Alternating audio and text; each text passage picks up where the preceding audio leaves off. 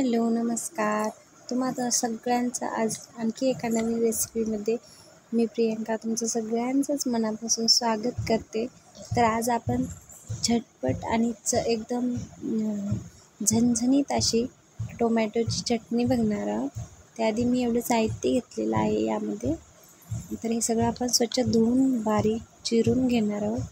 ही भाजी खायला झटपट होते आणि खायला पण खूप छान चविष्ट लागते. आणि सगळ्यात महत्त्वाचं ही खूप पारंपरिक पद्धत आहे. आपल्या गावाकडे पण खूप वेळा मी खाल्लेली आहे. मला तर खूप आवडते. तर चला तर मग आज आपण ही रेसिपी बघूया. तर सगळ्यात आधी मी जिरं मोहरी घेतलेली आहे. तेलात टाकून छान तडतडली की त्यामध्ये लसूण, कढीपत्ता 7-8 कढीपत्त्याची पानं टाकलेली आणि त्यानंतर आपल्याला टाकायचं आहे त्यामध्ये कांदा खूप छान असा फ्राय होऊ द्यायचा आहे, गोल्डन ब्राऊन होईपर्यंत. ही भाजी तुम्ही कधी याआधी खाल्ली आहे का मला कमेंट करून नक्की सांगा. आणि किंवा खाल्ली असेल तर कशा पद्धतीने करून खाताय तुम्ही ते पण कळवा. तर अशा प्रकारे आपल्याला हे सगळं छान भाजून घ्यायचं आहे. हे सगळं भाजून व्यवस्थित झाल्याच्या नंतर आपल्याला आपला टोमॅटो आपण चिरून घेतलेला आहे तो यामध्ये घालायचा आहे आणि तो सगळा छान असा मॅश करून नाही घ्यायचा आहे आपल्याला. ह्याच्यामध्ये असा ओबडधोबड चिरून टाकायचा आहे आणि तो पण छान असं मिक्स होण्यासाठी ना आपल्याला त्यामध्ये लगेच मीठ टाकून घ्यायचं चवीनुसार मीठ टाकल्यानं आपला टोमॅटो काय होतो पूर्णपणे विरघळला जातो. पूर्णपणे नाही विरघळला तर थोडाफार तरी विरघळतोच आणि त्यामुळे टोमॅटो चटणीची ना चव खूप छान येते. तर अशा प्रकारे मग आपल्याला सगळं हे मिक्स करून घ्यायचे. पूर्ण मीठ टाकलेलं आपण चवीनुसार आणि हे आपल्याला 2 मिनटं तुम्ही झाकून ठेवू शकता किंवा असं जरी ठेवलं तरी चालेल. 2 मिनटामध्ये आपला पूर्ण टोमॅटो विरघळला जातो.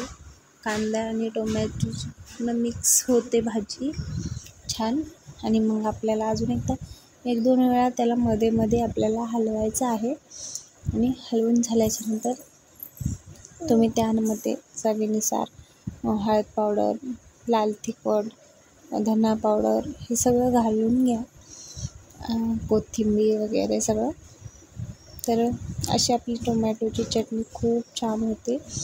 आणि त्यानंतर आपल्याला त्यामध्ये घालायचा आहे शेंगदाण्याचा कूट, जो की ना थोडा ओबडधोबडच मिक्सरला फिरवून घ्यायचा आहे. कारण ओबडधोबड वाटून घेतल्यानंतर काय होतं की आपल्या दाताखाली जेव्हा तो येतो ना तेव्हा त्याची चव खूप छान लागते. खायला खूप मस्त लागतो ते. तर हे सगळं झाल्याच्या नंतर ना आपल्याला सगळं व्यवस्थित मिक्स करून घ्यायचं. असं मॅशरच्या साहाय्याने नाही करायचं आपल्याला. आपण जे हलवायला चमचा घेतला ना त्याच्या साहाय्याने करायचं आहे. असं मॅश करून घेतलं ना सगळा एकजीव होतो त्याचा मसाल्याचा वगैरे. तर तुम्हाला ही रेसिपी कशी वाटली मला कमेंटमध्ये नक्की कळवा आणि आवडली असेल तर लाईक, शेअर, सबस्क्राईब करायला विसरू नका. आणि तुम्ही माझे व्हिडिओ कुठून बघताय ते सुद्धा मला कमेंट करून सांगा. तर आपल्याला थोडं शिजवून घ्यायचं आहे आता याला. आणि एका भांड्यात आपण काढून बघूयात.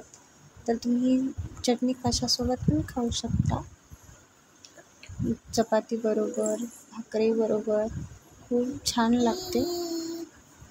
चला तर मग व्हिडिओ आवडला असेल तर लाईक करा आणि चॅनलला सबस्क्राईब करा. Thank you so much. बाय.